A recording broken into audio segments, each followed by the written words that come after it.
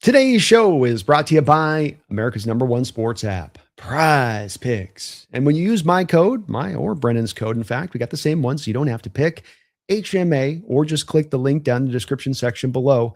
And you get down a mere $5 winning ticket, just a $5 winning ticket. They will put $150 into your account on that winning ticket. That's a hell of a deal when you use that code HMA. Just click that link in the description section. You got baseball going, football going, seasonal picks. I'm told by Brendan, if you just want to pick the game picks, because in the state of Washington, there are some limitations outside of the casinos and that they're still getting the rules kind of locked down, but you can just do the game picks themselves outside of actually a casino network. So go out there, win yourself some money today. Baseball, football, seasonal picks, fantasy, whatever you may want to get in. Take advantage today. Utilize this code. Go win yourself some money. And do please always remember to gamble responsibly. Terms and conditions do apply. Please do see their site for detail. Oh, baby. We got Brendan in the house, and I couldn't be happier as we got grade A news to start the day off. Things have been just going swimmingly in this angle of things with John and getting these contracts done. And we get maybe the final one to be knocked out, the final that's on your table as far as got to do is to be knocked out.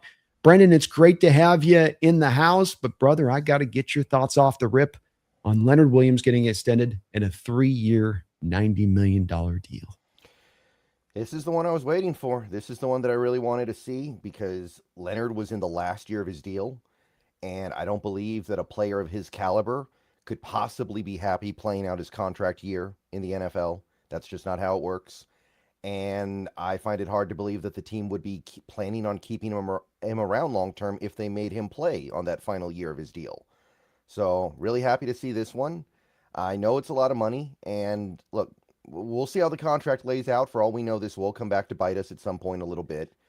But Leonard Williams is special. You don't just replace a guy like a Leonard Williams. He is one of the best players on this team. He's one of the best players in the league at the position that he plays. And I believe that there's just no opportunity for this team with what they built to replace a guy like Leonard Williams effectively. So, yeah, the money's a little bit high. I understand that some people are going to look at that and wonder, okay, what about Sam Darnold? Are we going to get to keep Sam Darnold? What about A.J. Barner? What about this guy? What about that guy? But I'm not going to worry about that right now because we just got a really, really good player for what I would consider to be appropriate value, even at his age.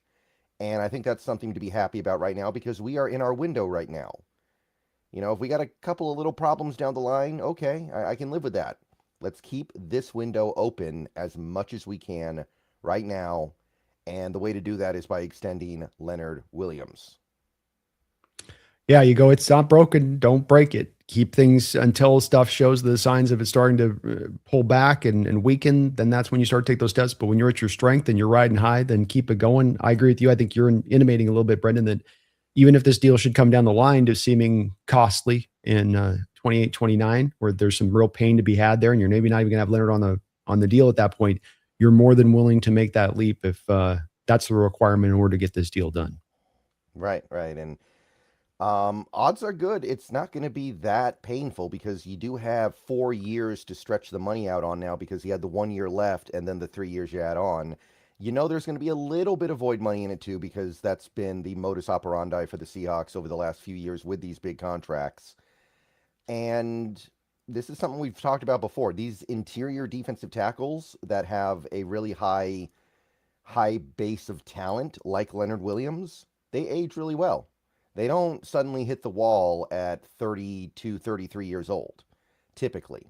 Like, I know No. that Chris Jones has kind of diminished, but he hasn't hit the wall yet. He's still a really good player. Like, I know that's where some people would point. And to me, I know that Chris Jones is probably a better player than Leonard Williams over his career, but I think Leonard Williams is a lot more talented. He's got a higher foundation of ability to work with. So I'm not really worried about that aspect of it. And look, this team has probably the best interior defensive line in football locked up for the next 3 years minimum with a Big Cat, with Murphy, and with Riley Mills. So hard to beat that. Like that's hard to get around. That's something that is very valuable in this league. And remember a few years ago when this team had nothing on the interior. There was nothing going on in the middle. And in just like 3 years, we've come so far to the point where I think we're head and shoulders above everyone else in the league.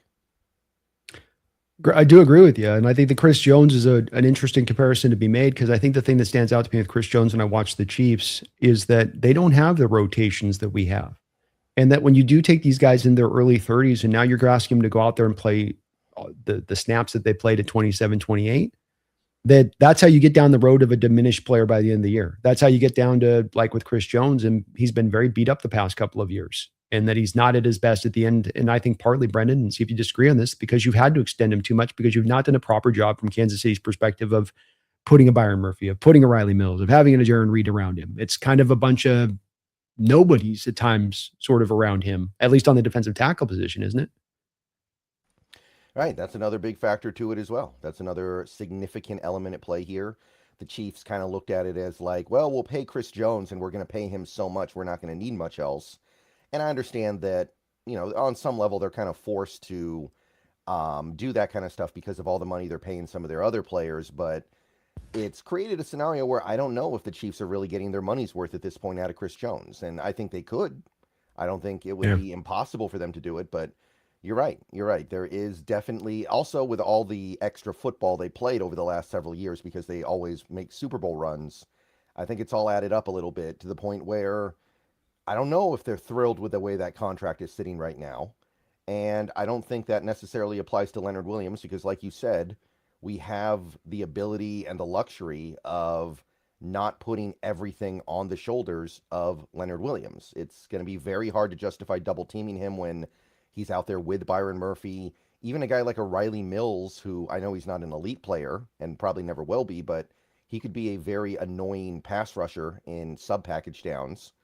Like that is the kind of stuff the Chiefs have not done a great job building in recent years. So absolutely. Also, kind of nice here as you look at it. We were probably anticipating this being more of maybe a 1-2 year extension. The fact that it's a 3 year on top of the last is another indicator as well that this is a guy that's not looking to be like Lawrence after this year, my final year, I'm done. We'd wondered a little bit about the timeline for Leonard and how long he wanted to continue to play. It would seem as though this means that we're going to get him for probably 2, maybe even 3 years more by his intentions. Right. And one thing with Lawrence is that D-Law's had some pretty serious injuries in his career. I think he had the Lis Frank injury thing a while back. Yeah. He's had a couple other season-ending injuries. Williams never really been dinged up all that much in his career, so it's probably a little bit easier for him to just be like, yeah, I just want to keep playing football. And also, you had that segment in the Hard Knocks episode a couple weeks ago where he talked about how he was kind of miserable in New York. He hated playing football in those cities because he was a Jet and a Giant, and coming to Seattle just kind of reinvigorated his love. I think he appreciates being in a little bit more of a sequestered area of the country and not having the biggest spotlight on him. And it feels like we really kind of made him rediscover his love for football in a way. And I don't think he's looking to end that relationship with football anytime soon. And it makes sense. It makes sense. So, I mean, I think he can be a great player into like year 35, year 36 for him. So I'm not worried about it at all on that front. Nor am I. I think as well, you've got another player here that gives you an example from John's perspective about the type of players that he can attack and look for in the league when he's trying to, make trades and, decide when I should give up a little bit extra for player A and what I can know I'm getting back in return. Because in my opinion, Brendan, Leonard has not just been singular in this respect.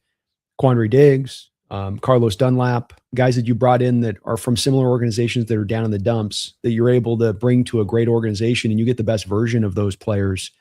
There does feel like something here you can replicate too in roster building on what you've been able to learn from the Leonard Williams situation.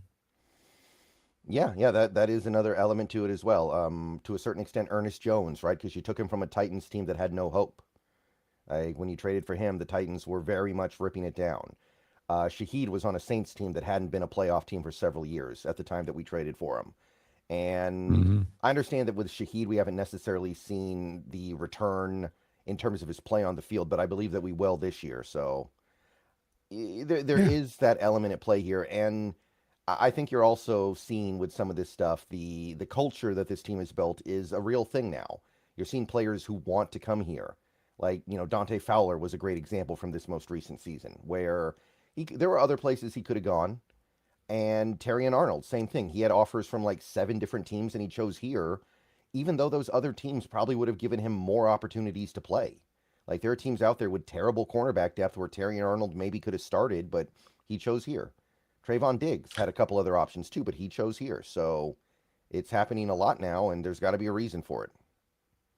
It is, and it's just one of those great parts about this organization. You look at, Brendan, where it's nice to be a Seahawks fan right now because there's so many things they're doing right. And now we've gone back to, remember we had about a 7-year period there where it didn't feel like we were a destination location anymore. You know, that we were back to being Southern Alaska. Kind of feels like we're back to being a destination location.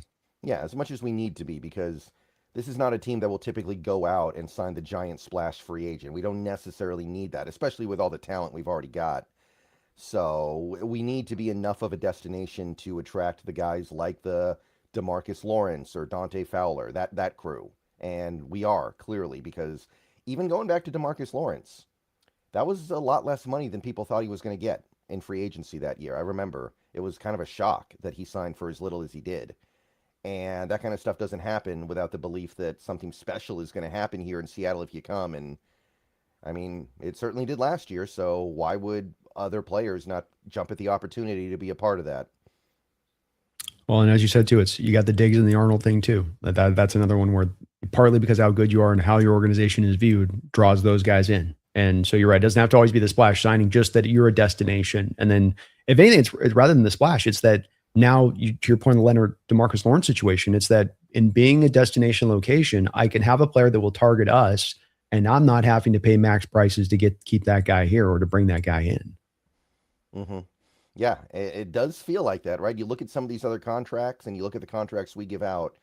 Occasionally it does feel like that. Like when Shaheed got $17 million a year and then Christian Watson got, what was it, 20?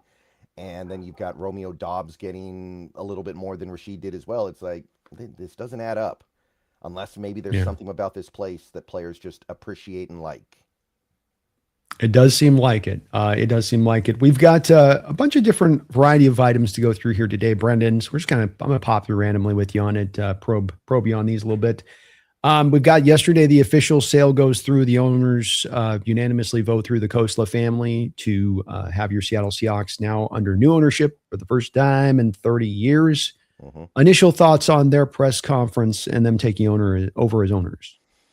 Mostly, it sounded good. They reiterated the fact that they are football fans and have been for a long time. They were talking about, the 70s Steelers. They were talking about the 90s 49ers and stuff like that. So this is not just a venture capitalist business opportunity to these guys. They actually do like sports. They like American football.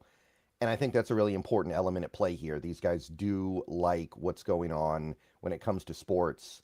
And I believe that is one of the big reasons why I feel pretty good about where this is going.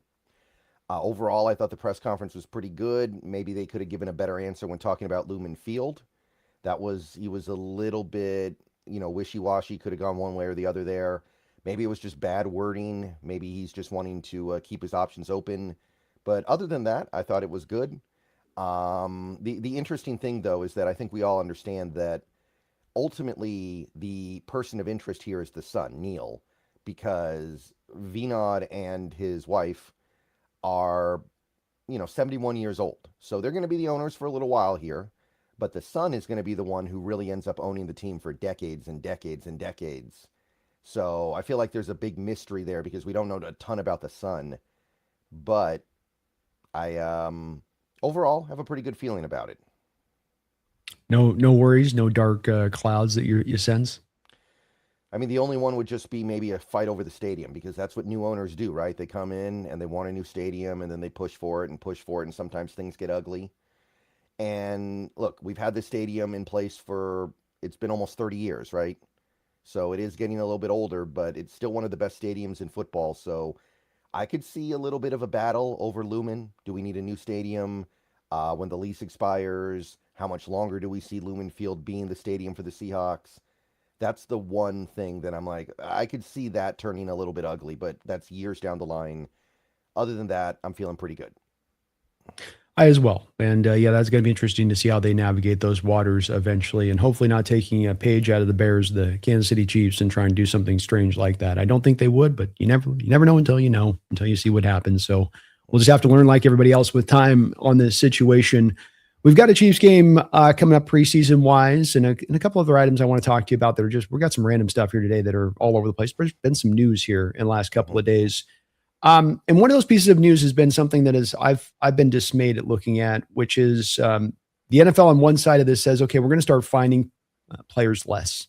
We're going to stop this egregious crap that we did before, where you have $50,000 for a bad block. I think Zach Charbonnet got hit for something like that a couple of years ago. I remember that. Yeah. And it was like, what the hell?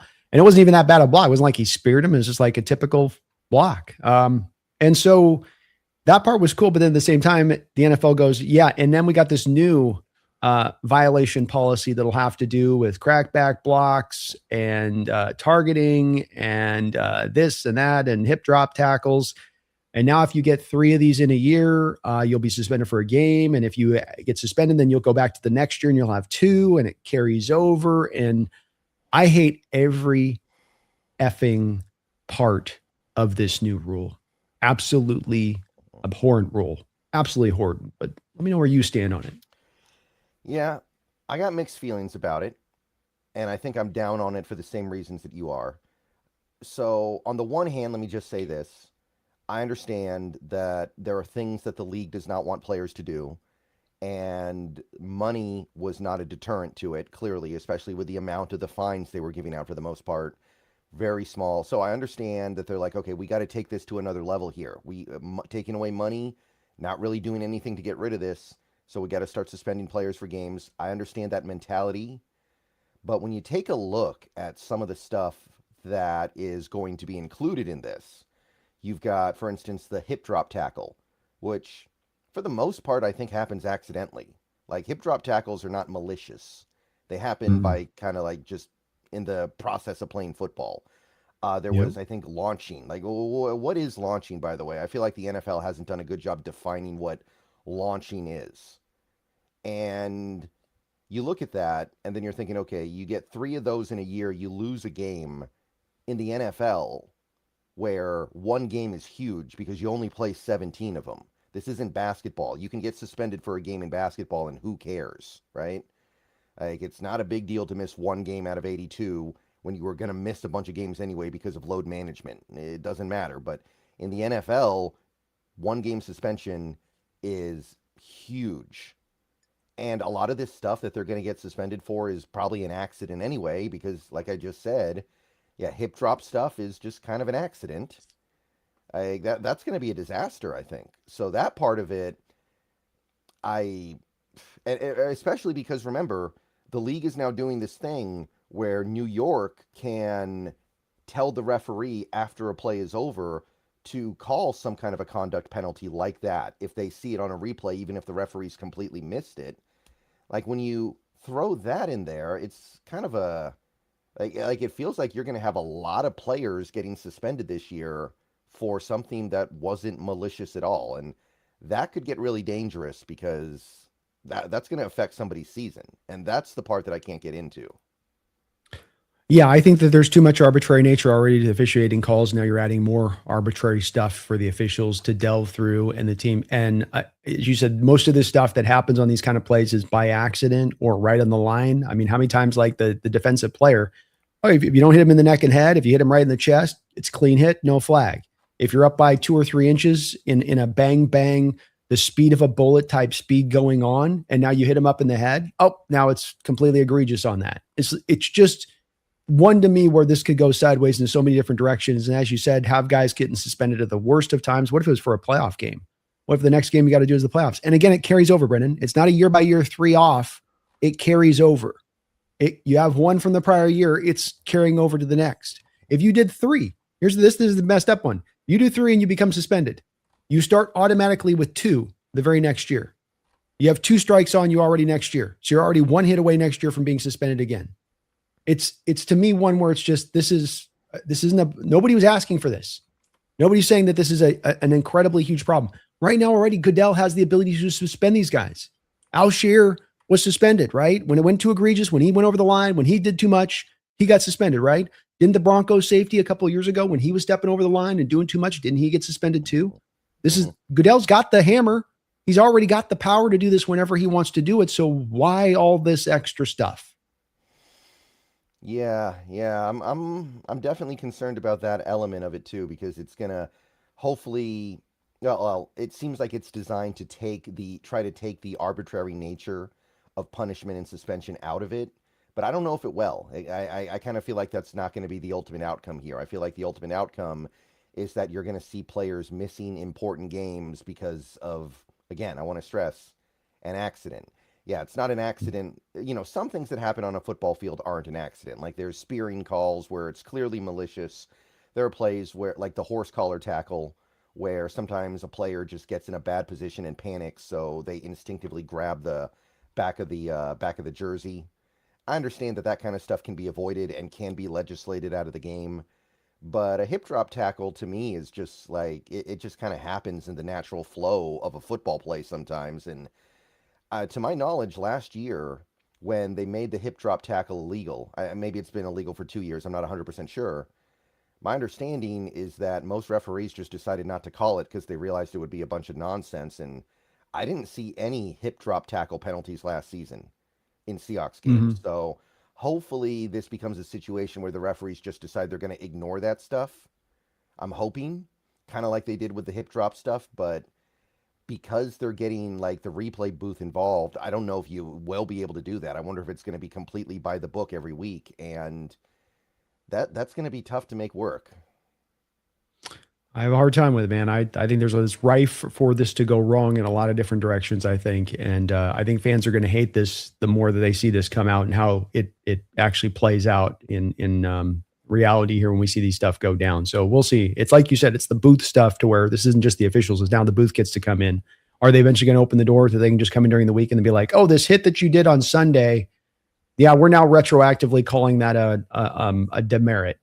That's one on your record now. Like, I'm not a fan of this. It's a man's sport, man. It's rough. We got to embrace some of that style of this. And it's just, I don't know. Sometimes I don't expect, don't hit me high, don't hit me low, don't pull me and bring me down. They want you to set the guy down on an effing pillow, basically. And it's like, this doesn't work that way. It just doesn't work. Yeah, and it's going to create a scenario where it's going to feel like the league is using it to like help manipulate outcomes that they want.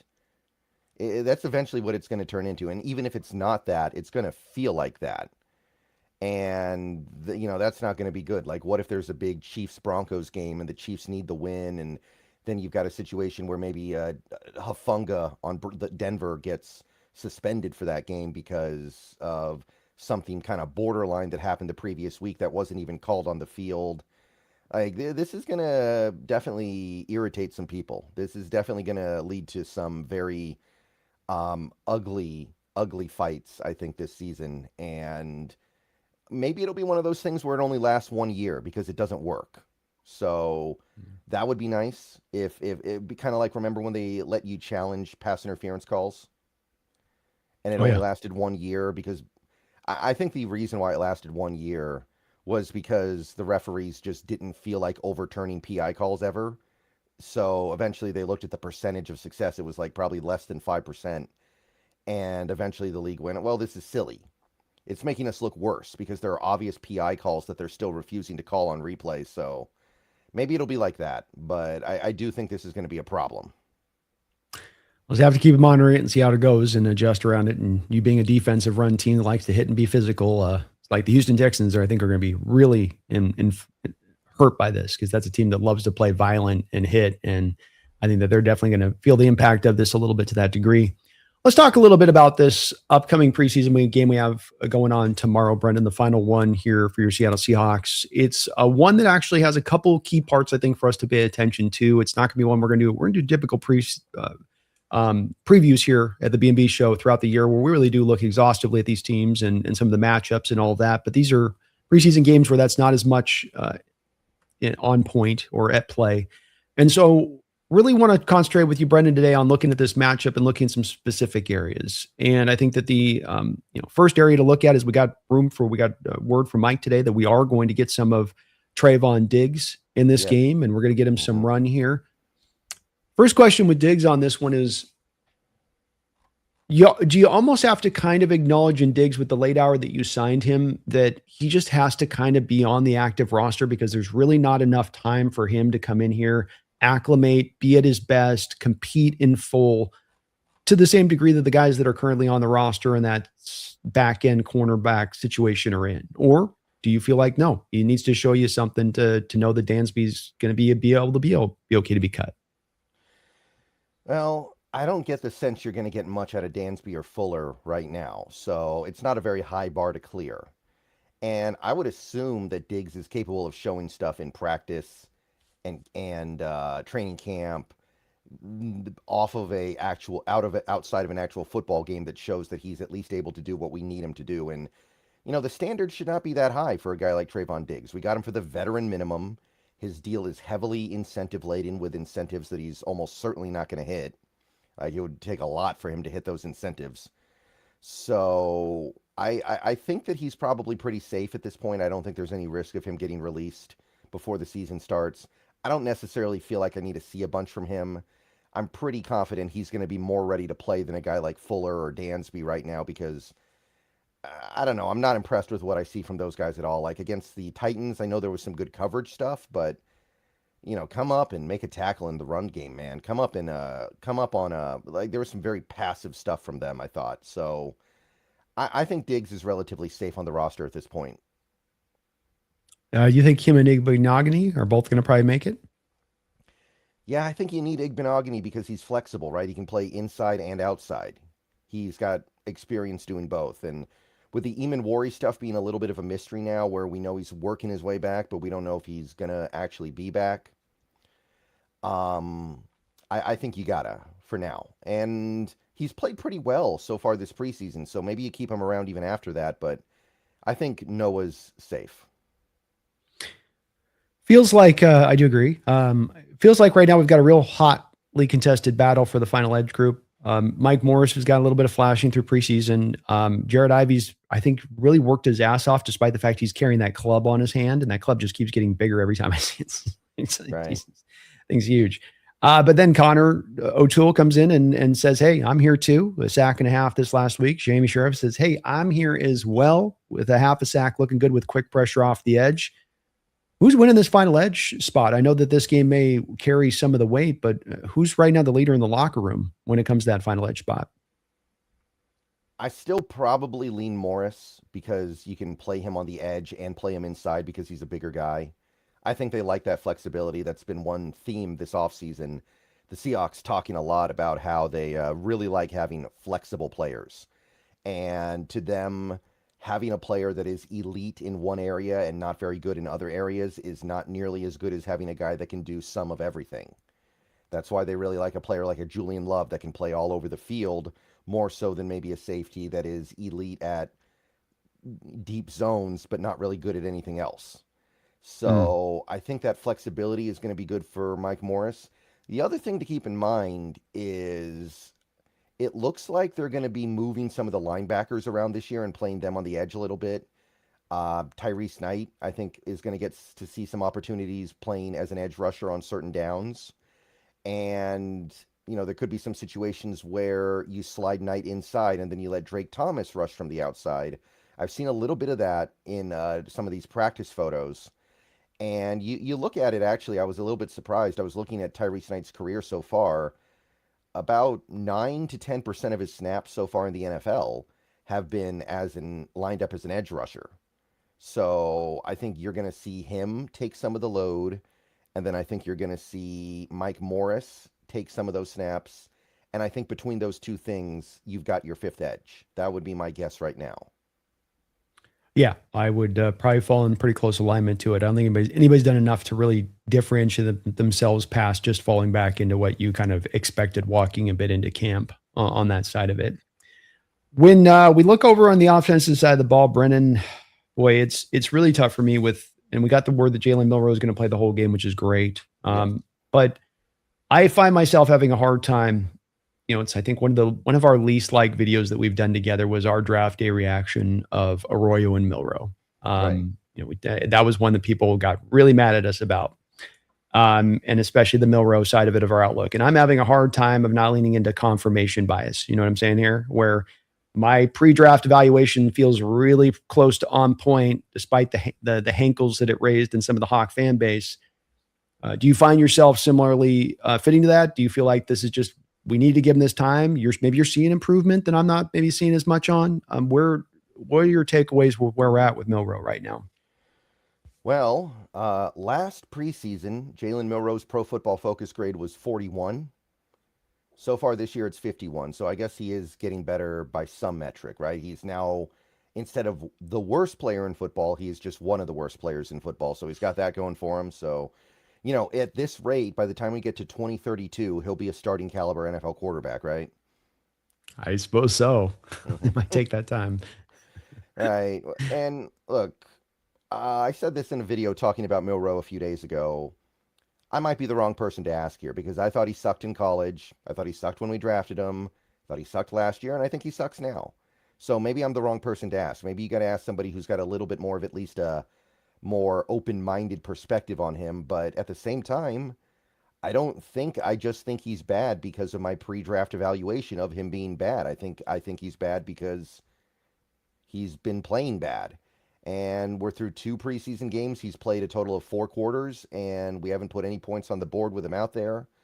I know we missed 1 field goal with him out there, so that should have been 3 points. But it just seems like you can't string anything together with him out there. He can make 1 or 2 good plays, but he can't string together a sequence of plays that are good enough to actually get you into the end zone. He can't actually sustain something for 5, 6, 7 plays in a row. And I'm not.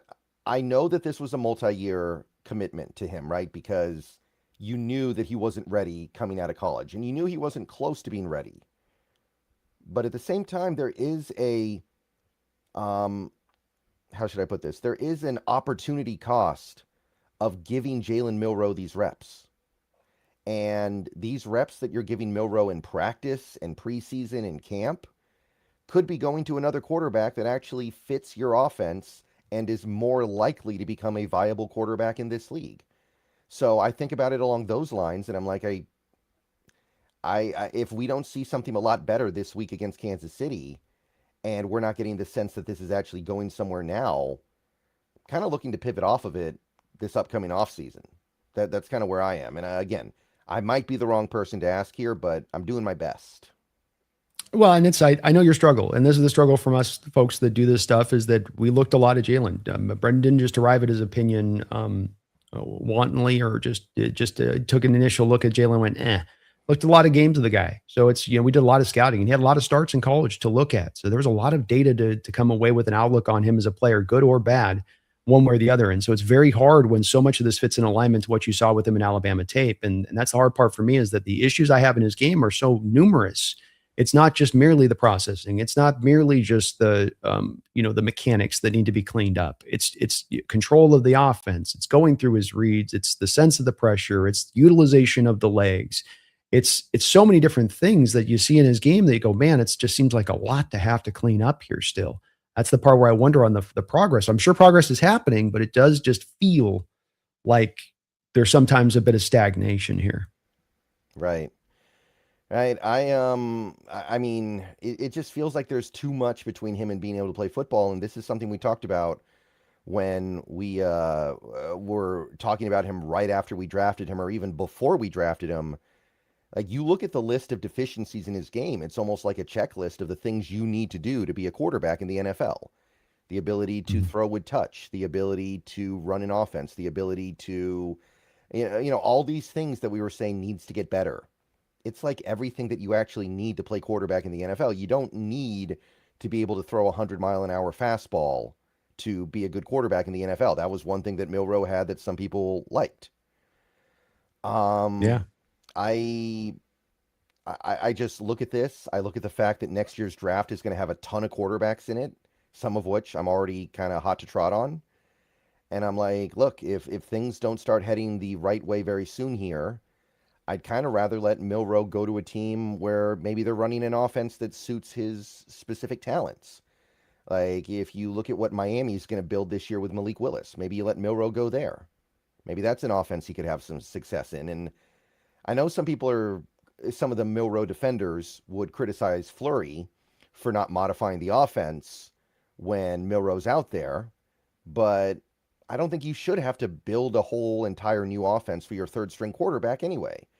Like it's hard enough to build one good offense. I don't think you should be trying to build a second whole completely different offense around your third string quarterback just so he can have a little bit of success. So it's hard for me to go that way with it either. Yeah, I would be the same way as you on this. You drafted him to be in a West Coast offense last year. So, like, you knew what you were bringing him in to have to develop within. That was going to be very hard with his skill set, not being necessarily the most accurate passer or playing with the best of processing. And so, you kind of knew what this was going to be as far as that goes, and maybe give it the time. But I think you're talking about this in the right way. And the next offseason is one where, well, I can give this guy 2 years. If we're through the end of the 2 years and the progress is where it is, I don't think that there should be a forward to third year, especially when it's taking up a roster spot, especially when next year's draft of quarterbacks is going to be so deep. As much as it's going to be strong, it's going to be a deep class, meaning that there's Yeah. guys you can get in the second, third, fourth, fifth round who very well may be on your outlook of things better as far as their outlook of a potential player versus where you may be standing on Milrow. I hope I'm wrong with this. I hope he can go out there and light the world on fire in this last preseason game and give us something really to kind of sink our teeth into as far as hope goes. I've really going back on through the all 22 beyond the first look, looking at the all 22, Brendan, it almost gets worse for me on the 22. It's almost harder for me to explain at times watching him on the 22. Right. I think 2 weeks in a row now, he's taken a sack on fourth down, which is the absolute worst thing that you can do as a quarterback. Like it's fourth down. Interception doesn't really matter that much. Just throw it. Mm. And he's done it 2 games in a row. And this last game, this Titans game, he didn't even look like he was having fun out there. He looked kind of like the body language was bad. There was a lot kind of going on there beyond just the fact that he played a bad game. He felt like he didn't even want to be out there. So hopefully we see something better tomorrow night. But I just don't see how this comes together because I think this team is pretty married to this style of offense right now, the Shanahan offense. I don't Hmm. think that next season or whenever we lose Flurry, we're going to say, okay, let's bring in Greg Roman, somebody that builds offenses around more mobile quarterbacks. Because Greg Roman was the guy who had some success with Kaepernick earlier in his career. Like, I don't think you're going to do that. So, send them somewhere where they run 20 RPOs every game or something like that. There are teams out there that might benefit from that, but I don't think this is one of them. And I look at the quarterbacks available in next year's draft, even as late as day 3, and I'm like, I think some of these guys could run the Shanahan offense. Agreed. Yeah, I find myself in the same territory. And let's face it, you're going to have a bevy of picks as well into next year's draft to maybe go grab one of those guys. So it all kind of aligns up potentially at that time. We'll just have to see how it goes and see how this final preseason for Jalen goes and what he does. I think it's also telling when you watch Hard Knocks, you got Mike sitting there begging him to run the ball, and he's kind of pushing back against Mike on running the ball because he's trying to develop his quarterback. I think that that's also a little bit of a behind the curtain snapshot as to a little bit of the push and pull going on in this situation at times and trying to get some productivity out of him as he's in this development cycle. Um, trying to become the West Coast passer. And Mike's going, let's get something from you though, right now, while that development's coming on, because we're not getting anything from you in this development pure as it's Yeah. running as it is right now. Yeah, and like how would we use him? If we were going to use him in games this season, we wouldn't use him as like a pure backup quarterback where he goes out there and runs Shanahan stuff. We would send him out there to run the ball. We would send Yeah. him out there to basically be like a wildcat quarterback almost. And he's not going to prove that he's capable of that stuff by playing pure drop back quarterback. He's going to prove it by taking off and running. And like that first interception he had against the Titans, um, there was free eats on the left side. He could have just taken off and run to the left side. There's nobody over there. I think he's getting a first down on that play easily, but instead he throws it right to the linebacker. And it feels like a microcosm of what we're seeing here. And remember, if he doesn't do what we want him to do against the Chiefs, there's not really going to be another opportunity for him before next offseason, like next spring, because we're not going to play him in games. So he's just going to get reps in practice with third stringers mostly.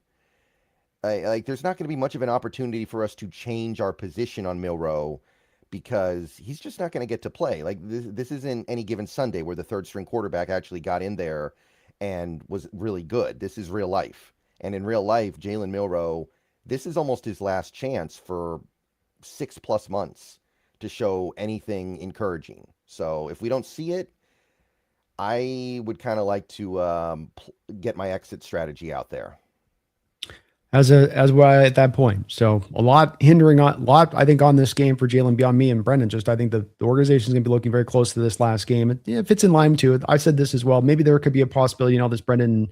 I'm gonna check tonight with some of the guys in the syndicate who were out there in person watching training camp. If that maybe the progression has happened on the practice field, we just don't see the connection of it to the game day yet. Like last year, it wasn't on the practice field, and then it wasn't in game day. This year, maybe it's on the practice field in training camp, but we're just not getting it to game day, i.e., maybe you can have some hope that connection will come down the line. I don't know. I'm wondering on that because people are trying to say leading up to these preseason games that he did look better, that he did look improved, that he had seemingly stepped forward in training camp. So that's also a thing that does happen sometimes where players can have things happen where things are coming forward, practice field showing up, not quite yet popping up in the game. Yeah, and that's another thing that's kind of annoying, right? We keep hearing he looks so much better in camp. He's improving in camp. He's doing all this stuff in camp, and then you get to these preseason games and you don't see it. Like it starts to get frustrating. Yeah, boy does it ever. I don't think there's gonna be a lot of other stuff going on here. We've got the two receivers, I think, pretty much locked up with Montorio Foster and White, with Bobo's injury going down is probably your 1-2 receivers on the back end of the roster. With Richmond going down, that probably more solidifies the linemen that are going to make this roster. There's less of question of that. Stevens, Haynes have been pretty solid here. So I think we're pretty good down the line. I think the question I would ask you next on this would be, what is the plan for the safety position for the Seahawks now with Bud Clark going down? And he wasn't going to be a starter, but probably was going to have a role where he's going to fill up some snaps. Do you have your safety replacement on roster? And I don't mean by Okada. We know Okada is going to be the replacement and starter, but that guy that can come off the bench and give you the Okada from last year, give you the guy that doesn't miss a beat. Do you have that guy on the roster, or is this going to be one of the places that John's going to have to make a move? I'm not against DeAnthony Bell. And by the way, I've seen a couple comments in chat from people saying my microphone's really quiet. Can a couple other people confirm that that's their experience? I can try to boost it a little bit if that is indeed the case. So just let me know in chat if that's happening for you as well. But what I would say is I think DeAnthony Bell, especially because DeAnthony Bell's been here for a previous season, probably a little bit better off than anybody we could go get because he's got familiarity in Mike's defense.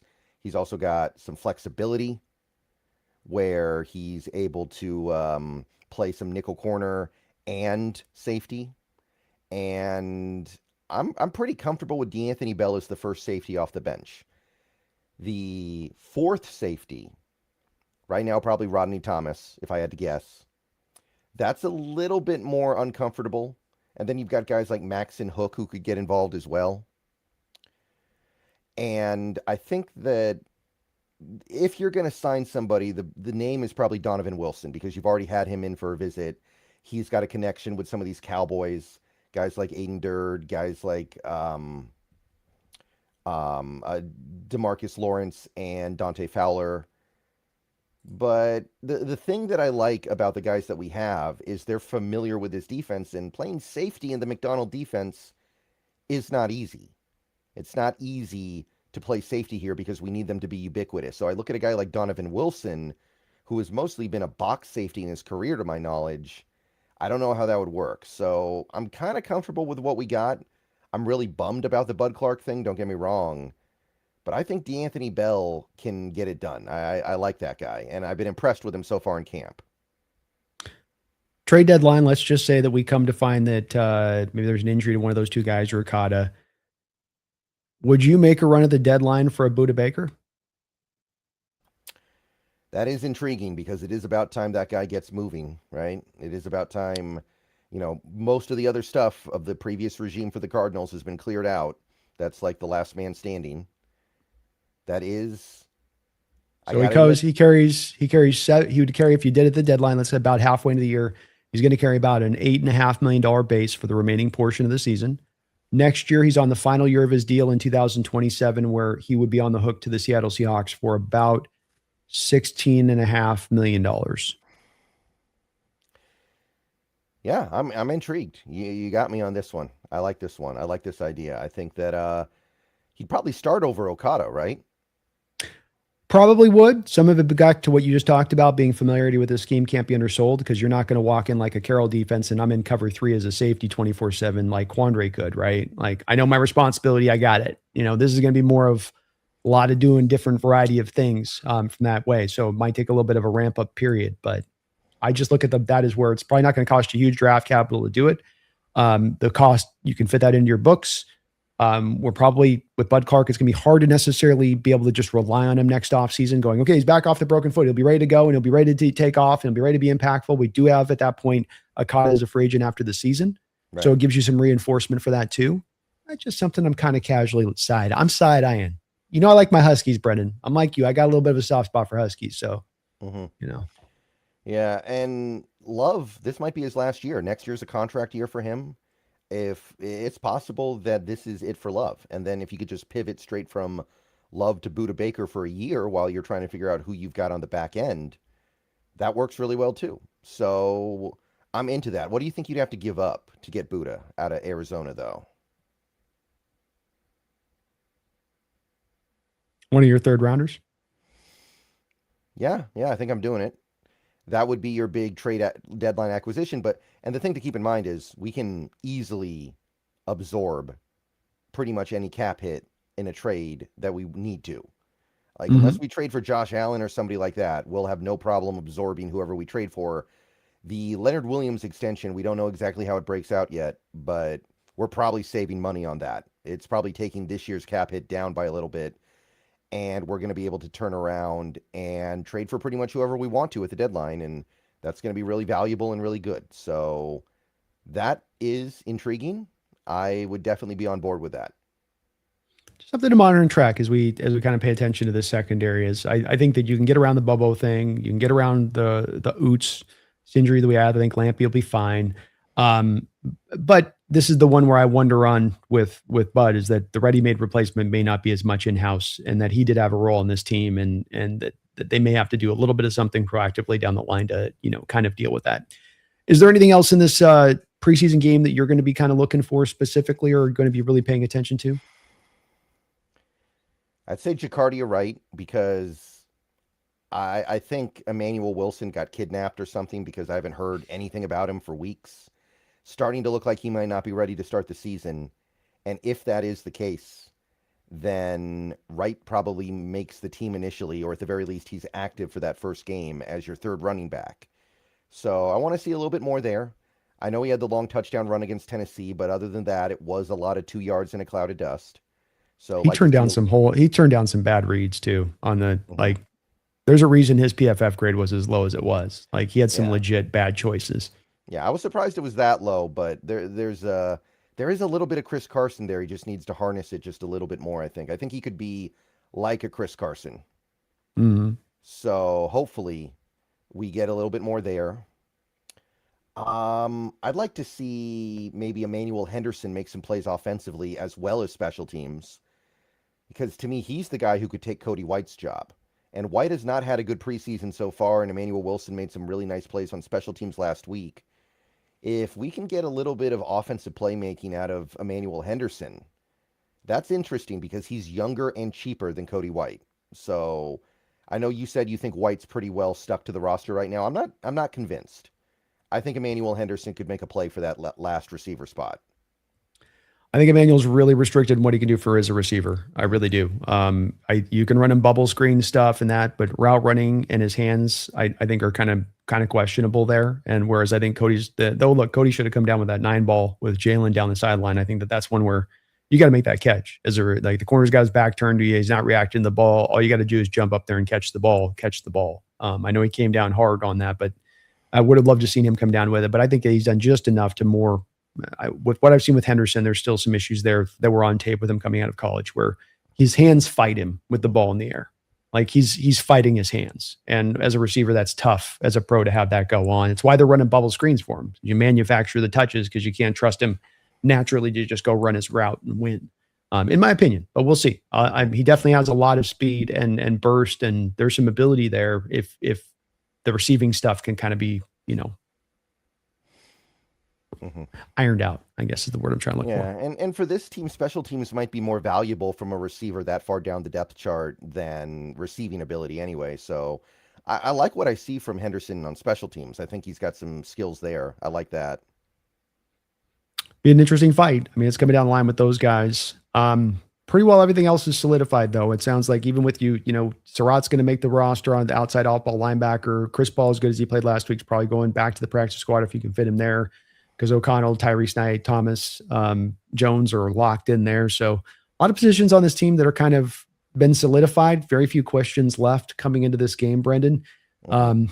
But I also think we got to see some good Fleury stuff in that first quarter of the game. If Myers hits that field goal, it's 16-3 with you having your second stringers going up against their starters, Yeah. which I thought was pretty impressive. So, Fleury's given us a couple of opening touchdown drives. Seems like he's got a pretty good script at the very least that he's beginning out with in the course of these games. So hopefully we get to just see more of that and Milroe being able to play with more of like the 2s and 3s rather than the pure 4s so that maybe he can look more functional, because that seems to be adding to some of the dysfunction too.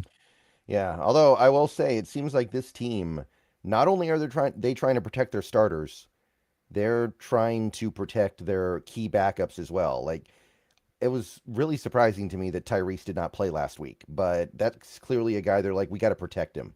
We got to play it safe here because we know we like him. We know we have a plan for him this year, and we just don't want to put him in that situation. So we may be playing all third and fourth stringers in this game. I don't know what to expect. But I don't have a what? problem if they do. Yeah, I mean, do you like that approach, by the way, to have not played your starters at all in any preseason game this year? Do you think that's the right approach?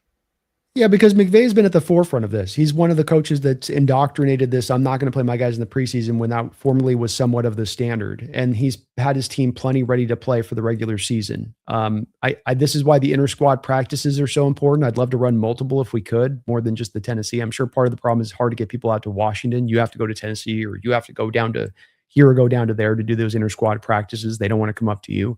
But that's where you've hopefully gotten into some great work with that. The other part of this too is to remember that we played a long season last year. And part of this resting has to do with the fact that you played longer than anybody else. You got to practice longer than anybody else. So where a lot of these teams who had their season cut short a month and a half, maybe even longer than that, who basically were stopping practice and you're continuing through, you're able to kind of build on that from a momentum angle, I think, as you get into training camp in a way that's unique, in a way that other teams are not able to do so from some of their limitations by practice. So I think this bottom line is I think this team will be ready to play. I got no problem when you've had already, Brendan, 4 season-ending injuries? We got Oots, we got Richmond, we got Bud Clark, and is there one more I'm missing here? I feel like there's one more I might be missing on this one. Bobo, and you got Bobo as well. So you've already had 4. These aren't just injuries. These are season-ending injuries. And so I think kind of paying a little bit of attention to that as well and acknowledging, okay, last year you only had McIntosh at this time. That was it. That was your only injury. So you can overcome these guys, you can, but I think you got to sort of take stock and be a little bit careful as well, considering the situation. Yeah, it is. I mean, we'll see how we come out in that opener against the Patriots, but if we come out of that game sluggish and we don't look very good, that subject's going to come up. Because I remember when I was much younger, the Chargers teams, back in San Diego with Phillip Rivers, LaDainian Tomlinson, when Norv Turner was their coach. Every year they didn't play anybody in the preseason, and it felt like every year that first month of the regular season they were sleepwalking. And people were like, hey, is that really worth the trade-off? So we'll see how it goes for us, but I'm not against it. And I was looking it up. Last year, the starters played like one drive against Kansas City, one preseason game. I don't know if there's a difference between playing like 10 snaps and playing 0 snaps. I don't know if that's doing anything of impact. I don't either. And I think that you bring up no returner, you're bringing up an offensive-minded coach. And if I was reckoning to guess, Brendan, if we have, 2 different style of coaches that run an intense practice or a non-intense practice, probably the offensive coach is going to be more often than not as intense as the defensive-minded coach, would be my estimation. And my point of this being is that I think that Norv not having that Charger team is probably a little bit represented by that versus Mike, who we know runs very intense practices, very intense training camps. And so with that, I think you're going to get your players more better to roll at that point, working that. And let's face it, the first 2 years under Mike, I don't think that we've looked at these teams, even the first year where there were some troubles, and said, he doesn't have this team ready to play, or they don't look physically prepared, or they're getting out physicaled. We haven't said that at any point in time. We've had other issues we can maybe point to, but not that. So I think we'll be okay. It may be a question, like you say, if it comes up and that they do show off and are a little sluggish or a little out of whack. Um, but I think we'll be okay knowing the history of this and knowing how Mike runs his training camp practices. Moving on to a little bit outside the Hawk news. We had a little bit of breaking news today in regards to the Rams trying to now desperately, it seems, reinforce their depth as they're starting to maybe recognize some of their places on their team aren't the strongest. As they go back out and bring back in Tutu Atwell. Where was he at, Brendan, by the way? He had signed with the Dolphins. He was with Miami. Okay. So he's probably pretty unhappy. He goes from the worst receiver core in football, where he could have maybe even been a starter, to a Rams team where he'll be high on the depth chart, but he may not get to play very much. Indeed. And he signed basically a vet minimum deal, it looks like, for Miami. So it's going to be a fairly cheap one for the Rams to bring in there for a player that they're very familiar with. Although they had a weird thing last year where they paid him $8 million and then they didn't get him on the field ever. He kind of got in the doghouse or something, weird there. But probably does speak to the fact that CJ Daniels is not ready to be the number 3 receiver behind Devontae Adams and Puka, huh? And don't they still have Whittington, Jordan Whittington from Texas? Whittingham, Xavier Smith. Yeah. That's, Tutu's probably better than those guys, so it's not a bad trade. And the guy they gave up, I don't think was going to make the team. It's a Jarquez Hunter, running back. Yeah, probably not. No. Yeah. He was their 4th-round pick, though, I believe. So that's actually kind of bad if he doesn't make the team. But, yeah, it's a bit of an interesting move. It does kind of highlight maybe they didn't think everything all the way through here. It does kind of feel like they wanted a do-over. And the do-over is not going to be particularly expensive because, like I said, Hunter probably not going to make the team. But it does highlight their lack of depth at that position. And I don't know if they expect Puka to get suspended at this point, but if he does, then you've got nothing out there except for old Devontae Adams, who I think is on the verge of physically breaking down here. So it makes sense why they would want to do something like this. It does. It was strange to watch them not do a little bit more to reinforce, even for an Atwell kind of signing to bring him back. But probably his annoyance, like to your point on this, where he's like, you didn't use me last year. I'm going to go to Miami where I actually get some touches and I can, rebuild my value and then go get a contract after this year. And they went, and like they matumboed him. Not so fast. No. Okay, here we go. So that'll be interesting to see. Good for the Rams, though, to reinforce something that was going to be a pretty heavy weakness for them. We'll have to kind of track that throughout the course of this year. We got a donation, but a good chance for me here quickly, Brendan, just to thank the sponsor of our show, which is Prize Picks. And both me and Brendan have the same code with Prize Picks, America's #1 sports app. And that's going to be HMA, or you can click the link down in my description section below.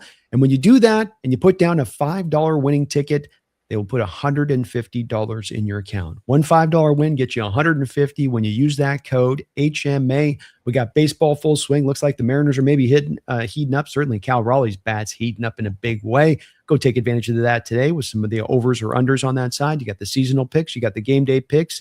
Brendan tells me that even though you tend to have to be on a casino in the state of Washington to use the app in full, if you're just doing game picks, you can actually just use the app off of a casino network. So kind of cool.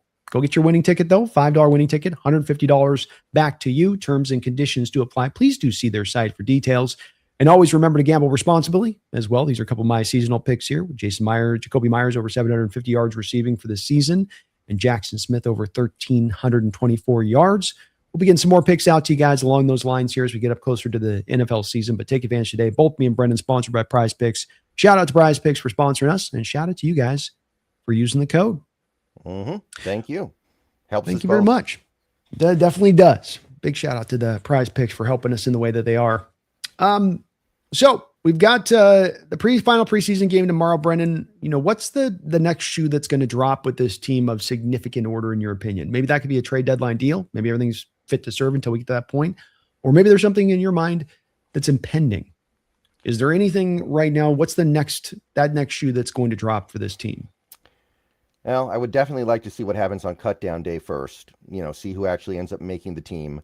Maybe we'll find out something about the way this team likes a certain player a little bit more than maybe we're thinking, or a little bit less than maybe we're thinking based on what happens on cut down day. That could be informative, right? If they, for instance, were to keep Rodney Thomas and AJ Finley on the roster, maybe that would tell us something about how they feel about safety, where they don't feel comfortable and they're trying to give themselves as many opportunities as possible. So I want to see what shakes out there. And we might also see something like, what if Torrey Horton gets put on IR? What if Emmanuel Wilson gets put on IR? Some of these guys that have been missing practice lately, what if we end up finding they're missing 4 to 6 games to start the season? So I'd like to see all that play out. But in terms of another shoe that drops, there isn't a lot because you've already done so much of your business already extending all these players. You could, I guess, extend Uchenna Nwosu, but I don't think this team is going to do that. You could extend Jason Myers, but I really don't think this team is going to do that. Not now. Doesn't make a lot of sense. There really aren't that many other guys. You could, extend Drew Lock, I guess, but that's not going to, you can give him a new contract next offseason if you want to. It's not going to be that Yeah. hard. So I can't really think of another move to make at the moment.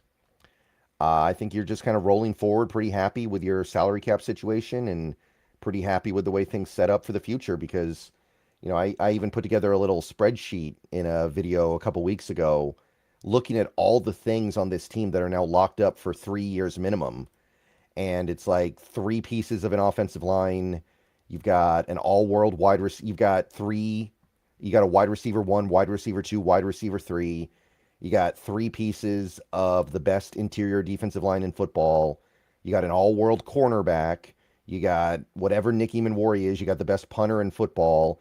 And then you've got a bunch of guys on smaller rookie deals who are going to be something, right? Like Elijah Arroyo is going to be something. I don't know if it's going to be great, but he's going to be at least capable. You've got Julian Neal and Bud Clark for the next 4 years at least on their rookie deals. Like there's a reason why ESPN ranked us as the #1 best team in the league in terms of their future outlook over the next several years, because nobody has it stacked up like us, where the only thing that we don't have locked up long term is a quarterback. And some people would say, well, that's the hardest part. But maybe it's not the hardest part when you have everything else set up this well. I think it becomes the hardest part when you're the Minnesota Vikings in their current situation.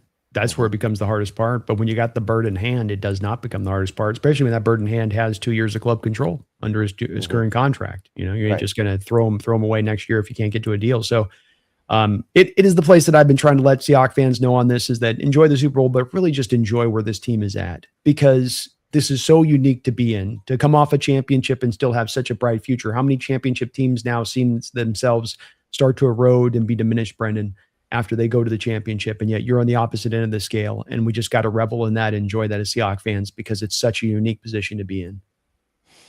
Yeah. Like I said, nobody's got it like us. Nobody's got this set up so well. Even a team like Philadelphia, as good as their roster is, you look at that roster and you're like, there's going to come a point where that team's going to be destitute. The Rams, they're betting a lot on some older players that we don't necessarily have. And they got a lot of really good players that are in the final year of their deal, and it doesn't seem like there's money to keep them around. Like, nobody has it better than us. That doesn't mean we're going to win the Super Bowl every year, but we're going to have an opportunity to compete for it every year going forward. And that's all you can ask. Like, there's no easy button that John Schneider can just push that gives him an automatic Super Bowl. There's no just doing this thing that gives you an automatic Super Bowl in the NFL. All you can do is build a team that gives you as many chances as possible. And that's what we've done. Amen. Yeah. Amen. Well said, man. We got a donation here from Feed Me. Thank you for the $2 don't know. Appreciate you for that. Says, so the Patriots are confirming that Spoon is better than Gonzalez. And the report's coming out today, Brendan, that supposedly the Patriots are not willing to match the Devin Witherspoon contract that the Seahawks gave. You buying into that, or do you think that this is actually Gonzalez may be doing the reported trying to get a percentage of the cap thing that we heard about rumor-wise a week ago? Yeah, I mean, I do buy that. But I will say this, like, if you're the Patriots, this is how business gets done. If you didn't want to give him more than we gave Spoon, you should have paid him first, period. Are we going to enter a world now where the Patriots become a cheap ownership group where they're not willing to spend money? I don't understand this. Look, if he's looking for like 40 million or a percentage of the cap, then absolutely I understand telling him to beat it. And just, you can play out the rest of your rookie deal and take your chances. But if you're talking about just paying him top of the market money, that's how things are done now. And if you're the Patriots, you haven't paid Drake May yet. Like you can afford to pay Gonzalez. So I'd be very surprised if they're actually gonna play this in such a way that they lose him after the rookie deal.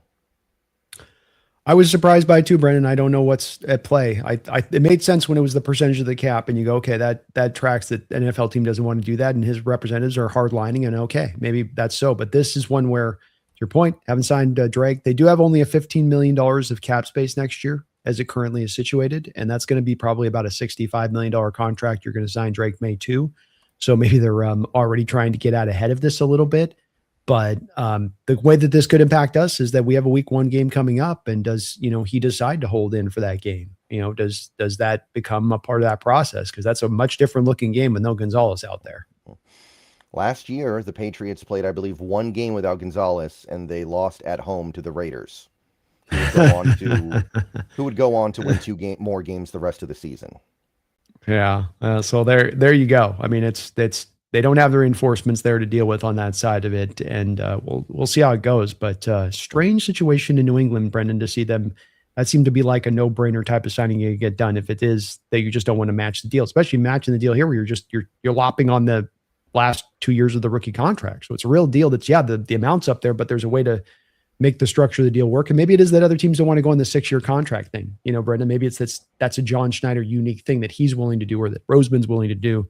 But not that something, the other teams are like, nothing past 4 years. Nothing past 4 years. It's too much of a risk.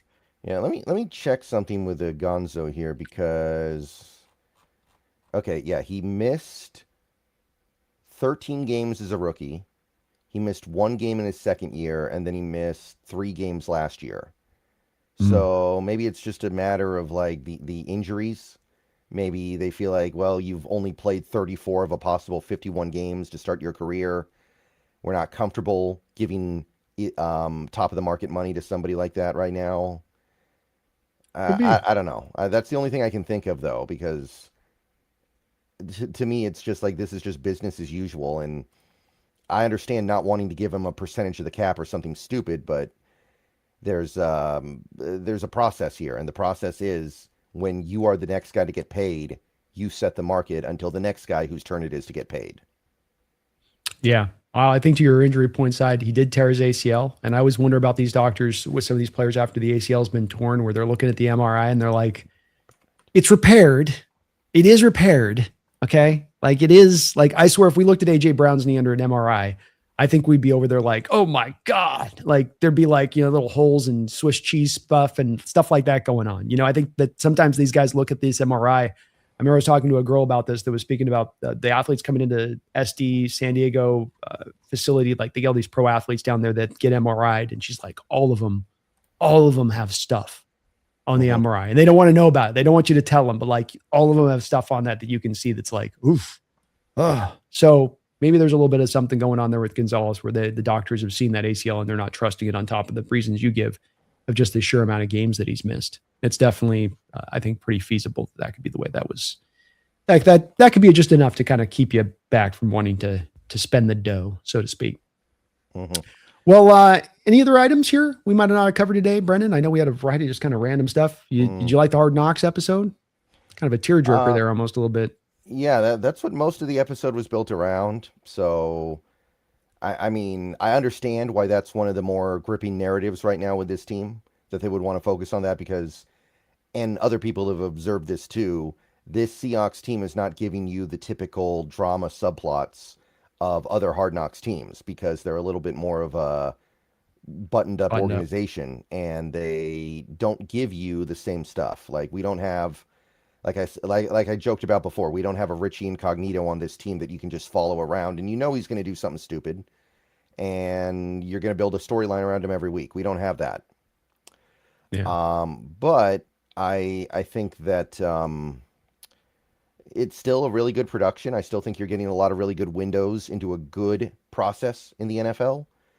And yeah, I'm still enjoying it. We got 1 episode left. I'm excited to see what happens there. But I overall, I get the sense that outside fans of other teams, are viewing this Hard Knocks as kind of boring because of the absence of those really colorful and really absurd storylines that you get with a bad team. And I think that really does highlight the difference between this organization and many others. Yeah. Kind of what we hoped we were going to see with it. I will say it's been fun to go on like Reddit and read NFL fans like when Mike has his moments that have been cool and stuff. And they've just sort of like, man, this guy's a great coach, and just watching people really appreciate our organization who don't have a dog in the fight, who, if anything, it's in their interest to look at our organization with shade and go, they're not that good. But instead they're like, man, it's really, really well organization.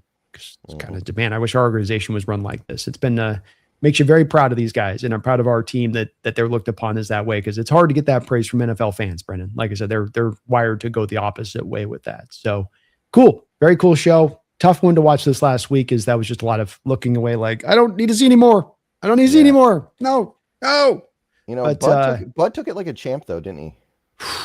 Boy, especially because I think if you saw the doctor, he tests the front of the ankle and then he goes to the back, and both seem to really hurt him.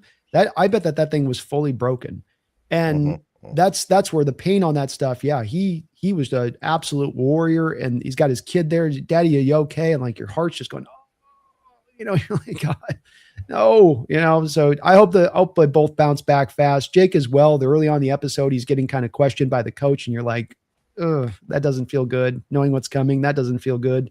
So hopefully both these guys can bounce back and get back to 100% strength next year, Brendan. But it did make this one a little bit more painful versus some of the funner episodes we've been able to watch with some of the cool behind the scenes type of stuff.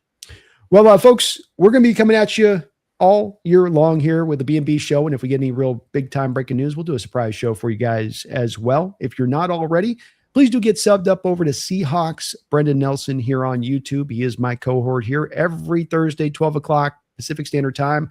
We will be going live for you guys, looking at doing a game preview of the upcoming matchups here. So we will keep this rolling throughout the course of this year, and we'll be back next week to discuss some of the cut down stuff and some of the stuff we're hearing throughout the league, and maybe even a move by John. You never can tell with him, Brendan, when it comes down to cut down days. He's always looking to add. He's always looking to stack if he's got an opportunity to do so. So we will be back at it again next week with you guys. Brendan, any final thoughts from you, my man? I think Netflix is back up, so you can go watch the GTA 6 extended look now. I know it was down earlier for everybody, but I think you can go watch that after you're done with this show. So everybody have fun with that. I'm struggling with some of the stuff that I'm hearing about that game, man. I want to love it. I want to love it, but the hype is like, They waited too long. You can't make us wait 13 years for a game and not have us expect way more than you can ever possibly deliver. Yeah. Well, it just seems like some of the choices they've made, though, too, have been like, why are video games becoming work, Brendan? Mm-hmm. Why am I turning on a video game and it's now not about fun, but it's about I gotta go do work? Like, when did this become a thing? Yeah, it's all grind now. Yeah, and I'm hoping that a lot of that stuff is at least optional. Like, you don't have to do it. It's not that big a deal. Like, do you remember San Andreas, how you could eat a lot of fast food and make your guy fat? You didn't have to do that. It was just something you could do if you were into that kind of stuff and it was fun. But I'm hoping that in this one, it's not like a requirement. So, but like I do know what gassing you up mean, your though. car. Yeah, like gassing. I got to go gas my car up. You have to do that in Fortnite, right? You have to gas your car up. In Fortnite, that's BR, and that's multiplayer. You're running on single player. You're flying along your car. Like, let me stop for my gas. We'll see. I just some of the video game stuff now has gone more into that grind stuff than it's gone into the fun stuff. And they're like, well, you're doing stuff. You're doing stuff like I'm grinding the same thing over and over again. That's not great. But we'll see, man. Maybe they can stick the landing here, Brendan, when it comes down to it. Mm-hmm. Kyle from South Park finishing us off with a nice $5 dono. Thank you for all of your support, Kyle, as well as being a member of the channel. Appreciate you. Are the Reds going to call the new penalties accurately? Are the refs going to call the new penalties accurately? Because right now it looks like they pick and choose when they want to call certain penalties. Yeah, I feel like that's been a thing for a while. That's like holding, right? Like holding happens on pretty much every play in the NFL, but the referees pick and choose when to call it. And there is some undercurrent of them trying to massage the outcome that they want. And that's been around forever. So I do think there's going to be some more of this going forward. And now that you have these suspensions that you can hand out to a player for just a few of these penalties, it's going to be a pretty big problem. And It won't shock me if this ends up being a 1-year experiment that they realize just doesn't work, and then next year they go back to the old system. Yep. And just your yearly reminder that we don't have full-time refs so that they can get this down and really get their process perfected and whatever that may entail for them to get closer to perfect as you could possibly get. I agree with everything, of course, Brendan just said. I don't like this for this reason. I think that these calls are hard to sometimes determine in real life. I think we sometimes forget we're watching this sport with a camera that's back 200, 300 feet from the action. We sometimes forget about how fast this sport is on the field, how things go bang, bang, bang. It isn't that this guy's got a player 15 seconds to decide how he's going to always hit this guy. It's collisions, it's instantaneous collisions, and punishing those guys for these kind of situations when it's just football is, to me, just silly. It goes against the spirit of the sport. It adds more penalties when we don't need more penalties. It makes refs more active in the game when we don't need the refs more active in the game. Let these guys play. It's a man's sport. Guys are going to get hurt. They get paid millions of dollars for this. That's part of the reason that they get so well paid. So I hate it, but we'll see how it goes. Maybe they find a way to do it and implement it just right. And it's not that, and like you said, the hip drop, I was worried about that one, but the officials basically were like, we're just not going to call it. And so it's like, okay, it's not going to be this huge problem. Yeah, the fear would be they decide to whip it out in a playoff game at a crucial moment. They decide we're not going to call it all season, but now we can use it to manipulate an outcome. Like, that's going to cause a big fight.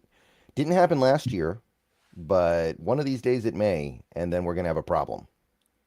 Yeah, agreed. And it's being, Jay Melfar's asking below if the refs get penalized if they calls go against the rule. No, that's the problem, is the refs don't get held to a standard. So that's part of how you don't fix something, is if they never really get held to a standard and they can get calls wrong, and the officiating crew can call things differently this way, but no one's ever really going to double check them on it or really hold them too hard to account. It's like, okay, well, that's why you don't want to have them too active as a part of the sport, and you want to keep them in the background as much as humanly possible. And this kind of rule doesn't do that. As well, are we still not going to expand the rosters, Brendan? You're now suspending my guys willy-nilly here, there, and everywhere, and now you're still going to stick with the 53-man roster? I mean, eventually, NFL probably need to expand this thing. Especially if they want the 18th game. If they go to an 18th game, you got to give us some more players. You got it at this point. You keep making these choices that are restricting ball clubs. You got to do something to help them out. I don't know why they want to hurt their product in this way by holding to that 53 like it's with a death grip, Brendan. Like, come on, expand this stuff. Let's go. Appreciate you, though, for that. Kyle, thank you for you and Feed Me. Brendan, I appreciate you for doing the show again here today on the stream. Thank you guys for watching. If you're watching Brendan's side, please sub up over to Hawks Nest. If you're watching my side, please sub up over to Seahawks Brendan Nelson. And whichever side you're watching on, hit that like button, as it helps both of our channels grow and really kick off. Got a lot of Seahawks fans out there looking for Seahawks content right now. You tell YouTube to look our direction when you hit that like button. It has a really, really big effect. Thanks for doing the show here with me today, Brendan, and doing it with me here now for, 5 years in here on our run here on the show, something like that? Since 2021, right? 2021 was the first year, so it's been 5 full years. 5 years strong. 5 years and going strong, folks. So we're going to have a hell of a year with you guys. We're really looking forward to covering this team and all of the ins and outs, and boy, what a team it is to cover. Super Bowl champions, very young roster, everybody locked up for the foreseeable future. Future doesn't get brighter anywhere else in the NFL. I wouldn't want to be anywhere else but right here, Brendan, and with you and doing this show. We're going to have a great year, man. We're going to have another great team, and I'm really looking forward to it. Yes. Can't wait. Title defense time, baby. Title defense time. Folks, we'll be back in a week. But until that time, hope we don't have to remind you with this team that's so good, that's this set up, that's so well positioned here for a beautiful future, but we're going to do so anyway. Don't you ever forget.